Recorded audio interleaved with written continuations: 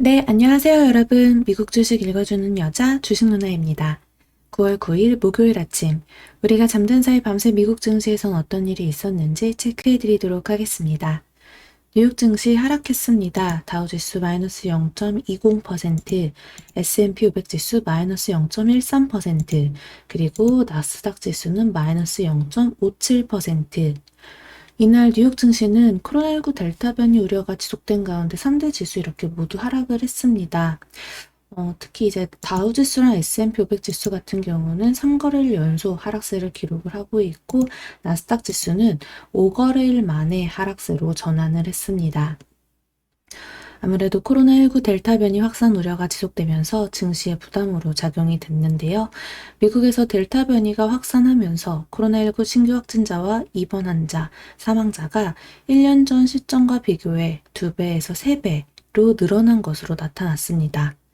이날 산제이 굽타 CNN 의학 전문 기자는 존스 홉킨스 대학과 보건복지부 데이터를 인용해 노동절을 기준으로 미국의 신규 코로나19 확진자와 입원 환자 그리고 사망자가 지난해 노동절보다 각각 3.5배, 2.5배, 그리고 1.8배로 증가했다고 밝혔습니다. 코로나19 델타 변이 확산 우려 속에서 이 경기 둔화 우려 역시 지속되고 있는 모습입니다. 페드는 이날 베이지북에서 경제활동이 7월 초에서 8월까지 보통의 속도로 약간 둔화됐다라고 밝혔는데요. 페드는 경제활동의 둔화는 외식과 여행, 관광이 주로 위축된 데 따른 것으로 델타 변이 증가로 인한 안전상의 우려를 반영한다고 설명했습니다. 지난주 발표된 8월 고용보고서가 시장 예상치를 크게 하회한 가운데 베이직북에서도 델타 변이 영향이 확인되면서 9월 FOMC에서 페드가 자산 매입 프로그램을 축소하는 테이퍼링을 발표할 가능성은 매우 줄어들었다라고 또 볼 수가 있습니다. 다만 또 연내 테이퍼링이 발표될 가능성은 여전히 지속되고 있는 모습인데요. 이 페드 핵심 인사가 연내 테이퍼링 개시 가능성을 재확인한 것도 뉴욕 주요 증시 하락에 영향을 끼쳤을 것으로 지금 분석은 되고 있습니다. 존 윌리엄스 뉴욕 연방준비은행 총재는 이날 한 연설에서 경제가 자신이 예상하는 대로 계속 개선이 된다면 올해 자산 매입 프로그램을 축소하는 테이퍼링을 시작하는 것이 적절할 수 있다고 밝혔습니다. 제임스 블러드 세인트루이스 연방준비은행 총재는 이날 파이낸셜 타임스와의 인터뷰에서 테이퍼링을 올해 시작해 이를 내년 상반기까지 끝내야 한다고 언급했습니다. 또 한편 제닛 옐런 미 재무장관은 의회의 부채 한도를 상향해 달라고 재차 요청했는데요. 옐런 재무장관은 낸시 펠로시 미 하원 의장에 보낸 서한에서 10월에 비상조치가 소진될 것이라며 부채 한도 상향이 미뤄지면 미국 경제와 글로벌 금융시장에 돌이킬 수 없는 피해를 가져올 것이라고 경고한 것으로 전해졌습니다. 그리고 이날 국제유가는 멕시코만 생산 차질 지속에 상승을 했는데요. 허리케인 아이다의 영향을 받은 멕시코만 지역의 원유 생산 설비가 여전히 차질을 빚고 있다는 소식이 전해지면서 공급에 대한 우려가 확산되었고 또 유가 상승세를 이끌었습니다. 이날 국제유가는 1% 이상 반등했습니다. 그래서 WTI 10월 인도분 가격은 전거래일보다 0.95달러 플러스 1.39% 상승한 69.30달러에 거래 마감되었습니다. 네, 이렇게 한번 좀 나스닥의 그 기술주, 빵주부터 한번 또 체크를 해보면요. 이날 아마존을 제외하고 아마존은 이제 플러스 0.46% 강보한 마감을 했는데요. 그 외에 뭐 애플 1%대 하락을 했고 또 페이스북 역시 1%대 하락 마감을 했습니다. 뭐 넷플릭스랑 구글은 좀 약보합권에서 거래를 마쳤습니다. 애플 같은 경우는요, 사실 이제 TSMC의 반도체 칩 가격 인상으로 아이폰 가격이 오를 수 있다라는 소식에 이렇게 하락을 했습니다. 또 이제 한번 이렇게 코인베이스 같은 경우 또다시 또 3%대 하락을 했는데 이 암호화폐 거래소인 코인베이스는 대출 상품 관련해서 이 미국 증권거래소의 조사 착수 소식 때문에 3%대 하락하는 흐름이 나타났습니다. 또 이렇게 보면요.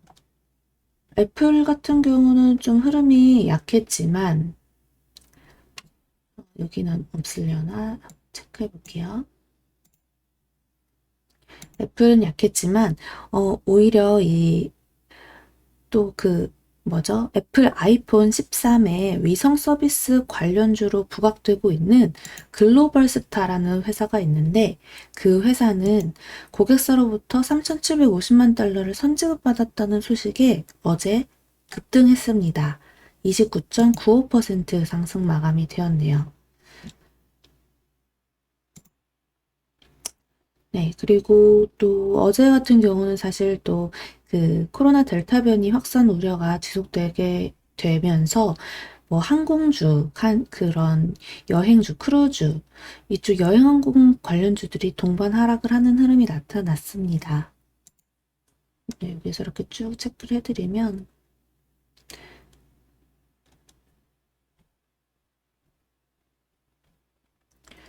네, 여기 여행항공 카지노도 모두 좀 하락세를 기록하는 흐름이 나타났죠. 그리고 여기서 좀 이렇게 좀 보여지는 부분이 뭐 쇼피파이라든가 뭐 스키야 전자결제 쪽에서 하락이 계속 나왔는데 오히려 이 페이팔 같은 경우는요, 일본의 성구매 후지불 업체인 페이디를 27억 달러에 인수한다고 발표했습니다. 원래 근데 이렇게 또 인수한다고 발표하면 그 회사 종목은 하락하는 경향이 좀 나타나죠. 그래서 페이팔 같은 경우는 마이너스 2.74% 하락 마감이 되었다라는 점 또 체크하시면 되고, 하지만 이게 뭐 악재에 의해서 그런 건 아니니까요. 지금 이렇게 또 성금의 후진불 업체를 인수를 한다. 결국 지금 뭐 사실 쿠팡에도 그런 시스템이 지금 장착이 됐는데 역시 미국에서도 좀 뭐 아마존도 그렇지만 확실히 더 빠르게 또 움직이고 있는 모습 체크해 보면 좋겠네요. 스퀘어 같은 경우도 애프터페이 호주 업체거든요. 여기를 인수 계획을 발표한 뒤 역시나 어제 4.18% 하락 마감이 되었습니다. 음, 또 이제 좀 특징적이었던 거는요, 아무래도, 테슬라 같은 경우는 그래도 어제 플러스권으로 마감이 되었는데, 중국 다수의 유명 관광지와 유명 호텔 부근에 충전소를 세울 계획을 밝힌 가운데 0.13% 상승 마감되었습니다. 그리고 이제 반대로 움직였던 섹터는 바로 이쪽, 음식료 쪽이에요. 음식료랑 소비재, 즉 델타 변이 확산 속 이 필수 소비 등 경기 방어 섹터의 주가는 좀 강한 흐름을 보였습니다. 외식주 대표적인 이제 맥도날드 이날 또 1.03% 상승하는 흐름이 나타났는데요. 뿐만 아니라 이 가구업체 RH도 1.26% 상승을 했고 코카콜라 역시 1.80% 상승하는 흐름 나타났습니다.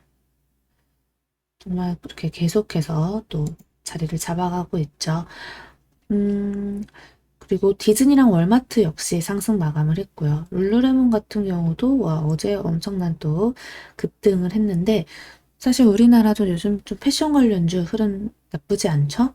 계속해서 좀 체크해 봐도 좋겠네요. 오늘 사실 한국장은요, 이제 선물 옵션 동시 만기일입니다. 즉, 그렇기 때문에 어제 그제 좀 장이 출렁인 건 아니었을까 하는데, 오늘 또 이어서 어떻게 추가 하락으로 이어지는지 아니면 단기 저점 잡고 또 반등이 나와주는지 우리가 외국인과 기관의 수급 꼭 체크하면서 잘 대응하면 좋겠습니다. 혼자 하시기 어려우신 분들은요, 주식 누나가 라이브 방송에서 매일 체크하고 같이 또 공부하고 시황 파악하고 있으니까요, 들어오셔서 도움 받으시면 좋겠어요. 특히 어제 같은 날 이제 카카오나 네이버가 또 이슈, 그 뉴스에 의해서 큰 폭으로 하락을 했는데 어디서 또 저점을 잡고 또 돌려주는 흐름이 나오는지 우리 또 천천히 체크해 봅시다. 자, 그럼 오늘 미국 증시 마감 브리핑은 여기까지 할게요. 이상 영상 재미있게 봐주신 분들 구독과 좋아요 그리고 알람 설정도 많이 많이 부탁드립니다. 이상 주식 알려주는 여자 주식 누나였습니다. 또 만나요.